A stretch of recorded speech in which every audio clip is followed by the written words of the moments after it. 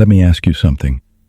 Have you ever had someone talk down to you, not with open insults, but with subtle jabs, fake concern, or that passive-aggressive just trying to help tone? They assume you're smaller. They expect you to shrink. And they speak to you like you don't know any better. Most people either shut down or snap. But what if there was another way? A quieter kind of power, one that doesn't lash out, doesn't flinch, but flips the entire conversation around with just one question. There is, and it's over 2,000 years old. It's called the Socratic hack, and it's how you outsmart anyone who talks down to you without ever raising your voice. Disrespect doesn't always arrive with noise. It doesn't always yell or point or curse. Sometimes it smiles. Sometimes it tilts its head, sighs gently, and says, "I'm only trying to help." It whispers through fake concern. It disguises itself as advice. And it creeps in through carefully chosen words, delivered in the tone of a teacher, not a peer. This is the cruelty of condescension.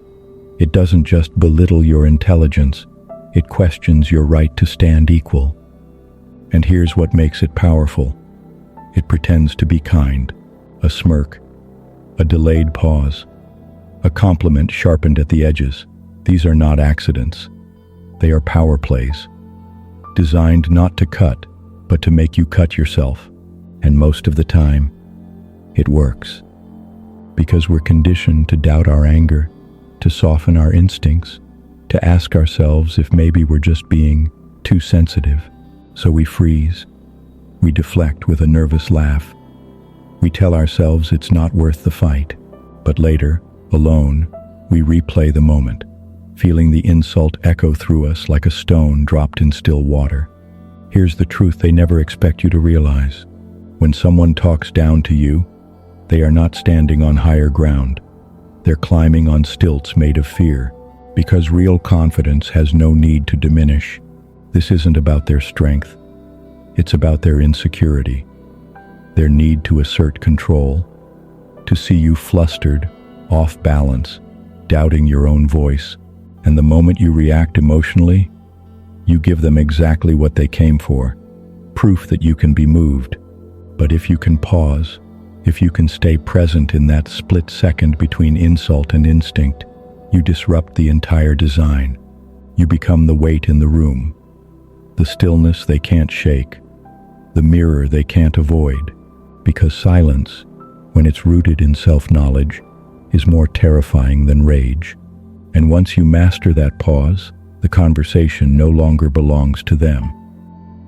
Socrates never walked into a room trying to win, because he wasn't playing the same game. He didn't dominate with facts. He didn't raise his voice to compete. He didn't decorate his ideas to impress.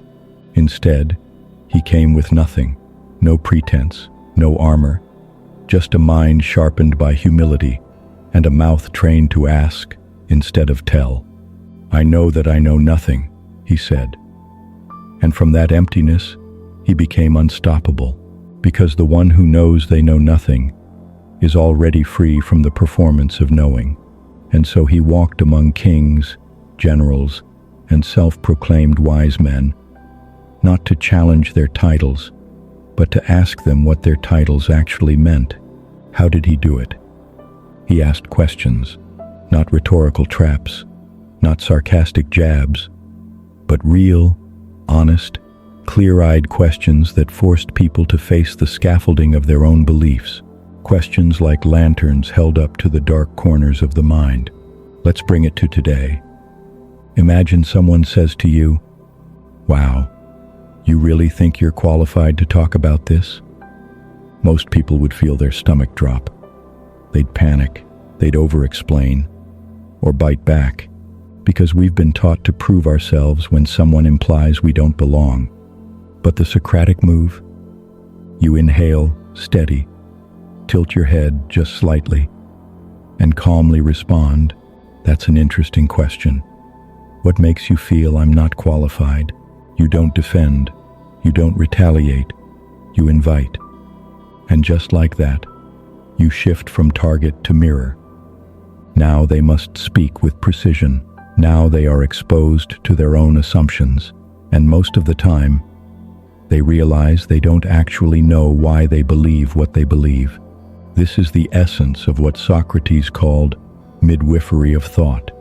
He didn't plant answers in people. He helped extract the contradictions they were already carrying. He didn't impose truth. He revealed where truth had been missing, and you can do the same, because in a world obsessed with speaking, there is silent power in the one who questions with care. Here's the psychology behind it, and why it works better than confrontation ever could. When someone talks down to you, they're not just speaking, they're setting a trap. They expect resistance. They're bracing for the ego to rise, for your voice to sharpen, for the heat to climb in your chest, because that's how the script usually goes. They provoke, you defend, they win, not because they were right, but because they made you abandon your calm. But then you do something unexpected. You ask a question, not out of sarcasm, not to bait them, but with quiet, steady curiosity. And in that moment, something ancient and electrical happens in their brain. Their posture changes. Their rhythm falters. Why? Because you've interrupted the story they were writing without your permission. You've stepped off the stage they built for you, and now they're talking to someone they can't quite predict. Their mind, once armed for battle, shifts gears, from attack to explanation, from certainty to doubt, from dominance to discomfort. This is called cognitive dissonance, a psychological tension that emerges when a person's beliefs no longer align with what they're experiencing. They expect to see weakness in you, but instead, they see presence. They expect noise, but hear calm, and the mind, confronted with contradiction, starts turning inward. Now they are asking questions, not to you, but to themselves. That's the power of the Socratic hack. It doesn't defeat them. It invites them, quietly, elegantly, to trip over the very assumptions they thought would protect them. Because a question, well placed, isn't just a reply, it's a mirror. And some people can't stand what they see in it. Imagine this. You're in a meeting. The air is still, but the energy is sharp, eyes darting, thoughts unspoken. You speak up. You share an idea, not loud, not perfect, but sincere. It holds potential. It has a shape. And for a moment, the room is listening. Then someone chuckles, not the full laugh of joy, but the sharp edge of dismissal. Let's not waste time on beginner-level ideas. Just like that, the oxygen leaves your lungs. The room tilts slightly. Everyone turns, some curious, some amused, some silent in their own fear of being next. And your heart, pounding like it wants to leave your body. This is the moment, the crossroads. Do you shrink? Pretend to agree? Force a smile and let the moment pass? Or do you flare up, snap back with something clever, something bitter, something that burns them just enough to feel equal? You do neither. You pause, just long enough to remember who you are beneath the pressure, and you say calmly, "Can you explain what makes you think this idea doesn't have value?" The silence that follows isn't awkward. It's sacred. It's the sound of the room shifting. You didn't match arrogance with ego. You met it with poise. You asked a question they weren't prepared to answer. And in that one deliberate moment, you reminded everyone, including yourself, that confidence isn't loud. It's clear. That's power they can't touch. Because anyone can dominate a conversation, but not everyone can own the silence after a question that pierces deeper than their pride. So how do you carry this into the real world, where the disrespect isn't scripted and the moments don't wait for you to feel ready? You practice presence. You train your voice to ask, not react. And you use questions like a sculptor uses a chisel to reveal the shape beneath the noise. Here are 4 ways to begin. 1. Ask for clarity, not defense. When someone throws a vague or loaded comment your way, don't assume. Invite precision. That's an interesting point. Could you explain what you mean by that? This isn't retreat. It's a challenge wrapped in curiosity. Most vague attacks fall apart when asked to define themselves. Second, question their certainty. People often speak with volume, not with evidence. They believe certainty equals truth. That's a strong opinion. How did you come to that conclusion? This turns their assertion into a doorway. And when they step through, you'll often find there's nothing on the other side. 3. Invite their logic to walk with you. Instead of confronting a bold claim head-on, take them by the hand, philosophically, and walk them through their own reasoning. That's a bold claim. Can we walk through that reasoning together? This isn't sarcasm. It's an invitation to coherence. And coherence, when lacking, reveals itself through the cracks. 4. Mirror the tone, gently. Sometimes the power move isn't in what they say, but how they say it. It sounds like you're making a judgment. Do you feel you know the full picture?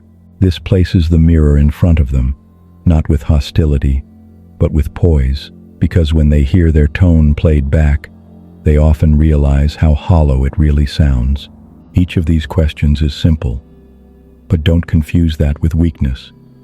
They are tools that dismantle false certainty without shouting, tools that interrupt patterns of dominance without submission. You're not playing their game. You're rewriting the rules, not louder, but deeper. You're not there to win the argument. You're there to illuminate it.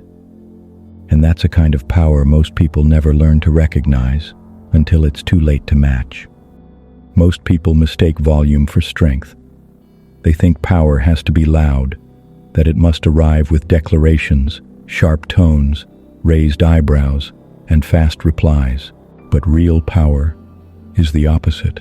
Real power is the man who pauses, the woman who tilts her head before answering, the person who can stand still in the middle of emotional chaos and not be moved. It lives in the pause, that space between insult and instinct, where most people leap into reaction. But if you can stay there, not frozen, but anchored, you become something unshakable. Calm isn't the absence of feeling. It's the presence of mastery, because when someone tries to provoke you, what they're really trying to do is control your next move. They throw the spark. They want the fire. They want your temperature to rise, so they can claim you've lost your balance. But if you remain grounded, if your tone stays steady, if your question comes without sting, but cuts deeper than any insult ever could, you disarm them. Socrates didn't defeat people with arguments. He didn't overpower them with facts. He simply made them walk backward through the doors they built without checking if there was a floor on the other side. He held space. And that's what calm curiosity really is, a kind of inner space that cannot be stolen. It says, I see what you're doing, and I don't need to play along. And if you can hold that space, if you can resist the anxious pull to explain, to justify, to prove, you'll begin to notice something rare. You don't just walk away with your dignity intact. You walk away having shifted the gravity in the room. They may not admit it. They may not say a word, but they will remember the one who didn't flinch, the one who stayed still while the rest reached and stumbled, because that kind of stillness, that kind of calm, it feels like power, because it is power. Every time you respond with a question instead of an outburst, you're teaching people something powerful, that your value doesn't depend on their tone, that your mind can't be shaken by manipulation, that you lead, not by force, but by awareness. They might not always agree with you. They might not even like you. But they will respect the space you hold, because here's the truth. People can talk down to someone who overreacts, but they can't talk down to someone who thinks, someone who listens, not to obey, not to please, but to understand. And once you understand, you can never be controlled. What do you owe the world? when it tries to shrink you. You owe it nothing but your clarity. To be spoken down to is not just to be disrespected, it is to be quietly erased, turned into background noise in someone else's performance of power. But a question, a true question, is not noise. It is a blade made of silence, and when asked without fear, without need, without trembling, it cuts through illusion like breath on glass. So ask, not to be right, not to be seen. Ask because it is in your nature to seek the real beneath the performance. Let them talk. Let them swell with pride. Then tilt your head gently and ask something they cannot answer without confronting the very thing they've buried. Because this is not about winning.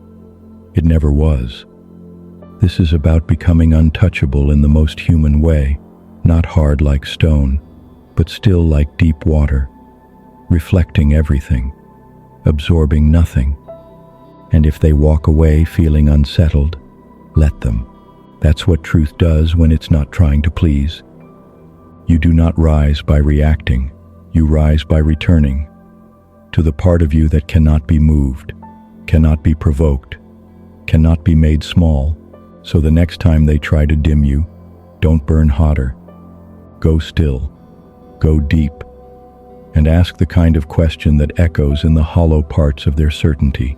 That is the Socratic hack, a whisper louder than any voice, a mirror sharper than any sword, and a way of walking through this world without ever kneeling to it.